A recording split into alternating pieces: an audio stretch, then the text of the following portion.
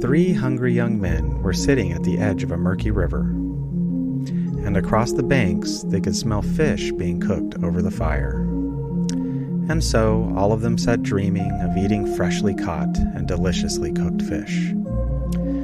As time went by, they noticed a few local fishermen pulling fish from the river. One of the young men stood up and said, "That does it! I'm going fishing!" And he immediately dove into the water.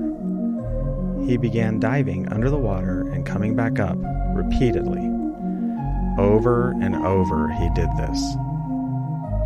After dozens of attempts, he wore himself out and concluded, "There must not be any fish here. I'm going home."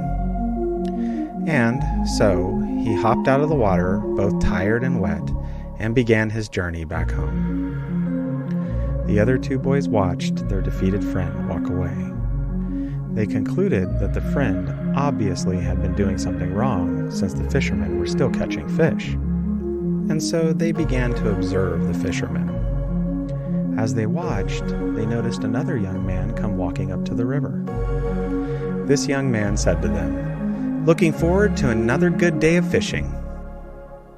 After exchanging some pleasantries, he then began picking local plants and stripping pieces from them. Before long, he had taken the strips and had carefully woven them into a long piece of twine.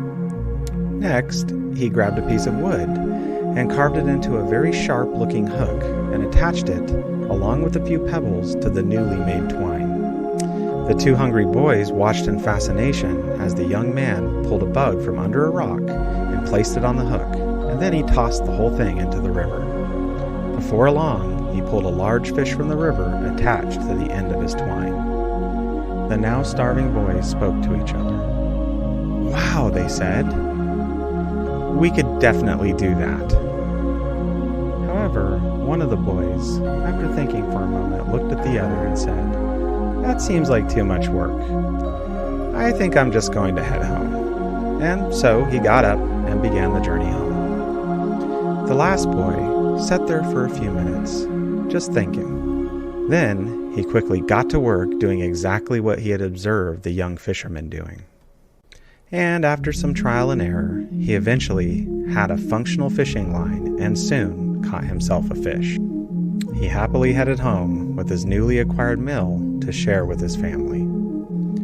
As this story illustrates so beautifully, faith begins with hope. Now, before discussing this further, I want to emphasize that these concepts, while frequently being discussed within the confines of religion, actually have benefit to all, whether religious or not. Unfortunately, many people misunderstand the true meaning of faith and hope, and some reject the principles simply because they reject religion of one sort or another.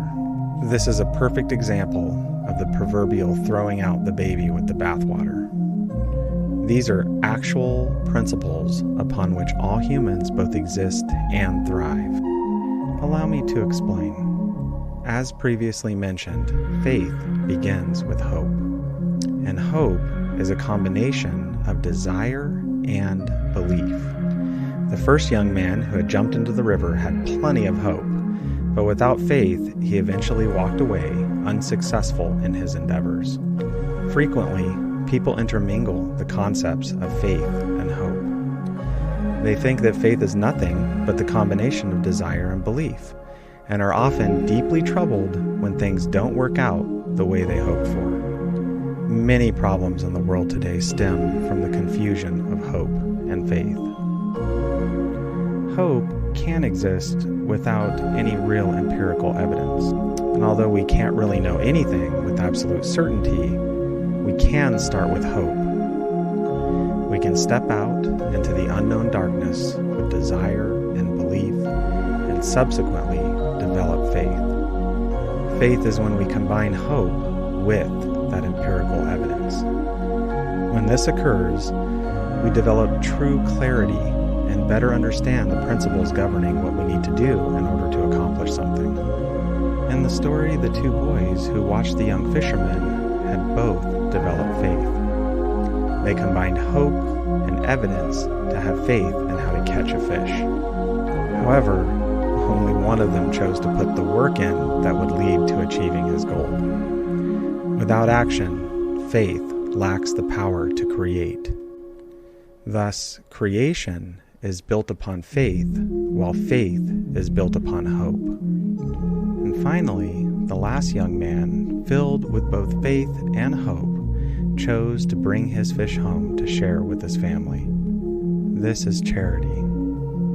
This is love.